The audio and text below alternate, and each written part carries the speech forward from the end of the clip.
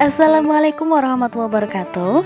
Saya Dovil Mukaromah. Kali ini saya akan menjelaskan mengenai perbedaan perkembangan dan pertumbuhan menurut kacamata psikologi perkembangan.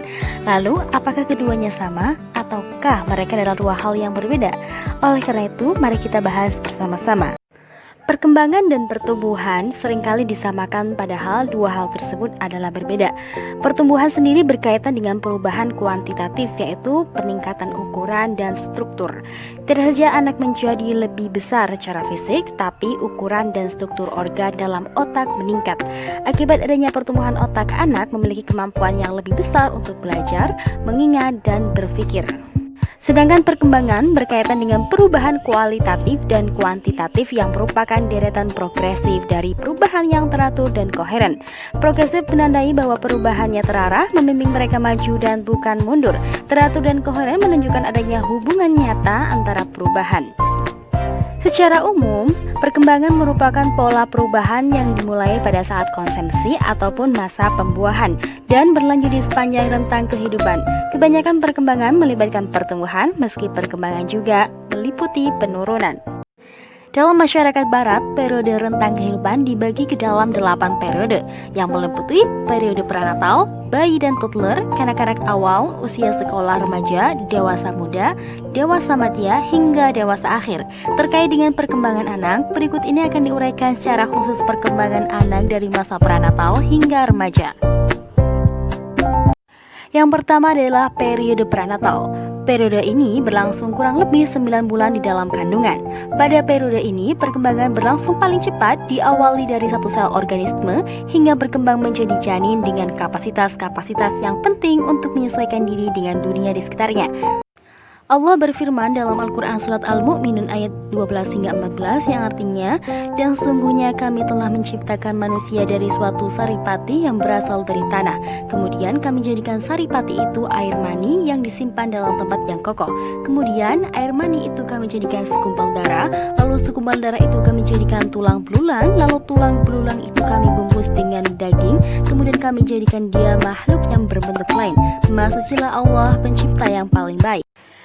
Dari terjemahan ayat di atas dapat dijelaskan fase perkembangan manusia sebelum menjadi janin. Yang pertama adalah dari saripati tanah atau sulalatin mintin. Yang kedua adalah menjadi air mani yang telah bertemu dengan ovum ataupun nutfah. Yang ketiga adalah menjadi segumpal darah atau alaqah. Yang keempat menjadi segumpal daging atau mudghah. Kemudian menjadi tulang belulang ataupun idgham. Dan yang terakhir menjadi tulang belulang yang dibungkus oleh daging atau lahm. Kemudian Allah jadikan menjadi makhluk yang berbeda dari sebelumnya, yaitu menjadi manusia. Yang kedua adalah periode bayi dan toddler. Periode ini terjadi dari lahir sampai usia 18 hingga 24 tahun. Periode bayi adalah masa ketika seorang tergantung secara ekstrim pada orang dewasa untuk pemenuhan kebutuhan dasarnya seperti makanan, pakaian, tempat tinggal, dan afeksi. Pada masa ini, ikatan yang erat dengan orang lain terbentuk untuk pertama kali. Periode bayi berlangsung kurang lebih selama 1 tahun pertama kehidupan. Masa selanjutnya disebut sebagai rentang periode toddler.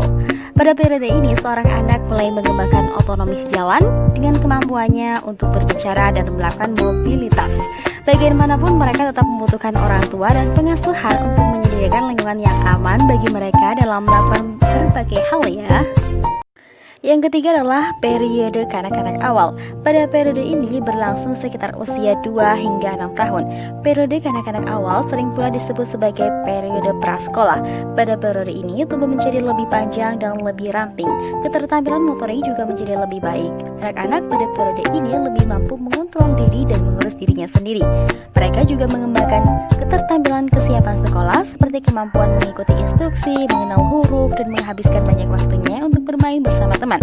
Hal tersebut didukung pula oleh perkembangan berpikir dan bahasa yang luar biasa pada masa ini. Selanjutnya adalah periode usia sekolah. Periode ini berlangsung sekitar usia 6 hingga 11 tahun. Pada periode ini, anak-anak belajar tentang lingkungan yang lebih luas dan menguasai tanggung jawab baru yang menyerupai tanggung jawab orang dewasa. Keutamaan dari periode ini adalah meningkatnya kemampuan atletik, partisipasi dalam permainan yang memiliki aturan, proses berpikir yang lebih logis, penguasaan keterampilan dasar membaca, menulis dan berhitung, serta kemajuan dalam pemahaman diri, moralitas, dan hubungan persahabatan. Selanjutnya adalah periode remaja. Periode ini mengawali transisi ke masa dewasa. Periode ini juga berlangsung sekitar usia 11 hingga 18 tahun. Pubertas mengarah pada ukuran tubuh orang dewasa dan kematangan seksual. Perubahan fisik berlangsung pesat, berpikir menjadi lebih abstrak dan idealis. Sekolah mengarah pada persiapan pendidikan di bangku kuliah dan dunia kerja. Remaja juga mulai membangun kemandirian dari keluarga dan mulai menetapkan nilai-nilai dan tujuan pribadi. Tugas berkembang utama pada masa ini adalah pencapaian identitas. Yang selanjutnya adalah masa dewasa. Pada masa ini merupakan masa di mana babak baru dari proses perkembangan yang terjadi. Seseorang yang masuk usia ini akan mulai melakukan penyesuaian diri pada pola hidupnya yang baru. Pada masa ini berlangsung sekitar usia 21 tahun hingga 55 tahun. Kemudian dari adanya individu yang bisa mengembangkan sifat-sifat dan juga adanya nilai-nilai yang terjadi pada dirinya.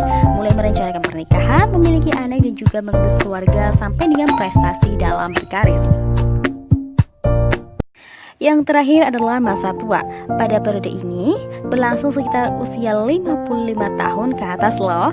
Dan pada masa ini terjadi penurunan yang terjadi pada diri manusia, di mana produktivitasnya mulai berkurang. Mereka juga mulai bisa menikmati dari hasil apa yang sudah didapatkan pada masa sebelumnya. Nah, itulah beberapa masa ataupun periode perkembangan pada manusia. Nah, sekarang kalian sudah tahu kan perkembangan pertumbuhan dan perkembangan. Terima kasih sudah menonton video ini teman-teman. Mudah-mudahan bermanfaat. Sampai jumpa. Wassalamualaikum warahmatullahi wabarakatuh.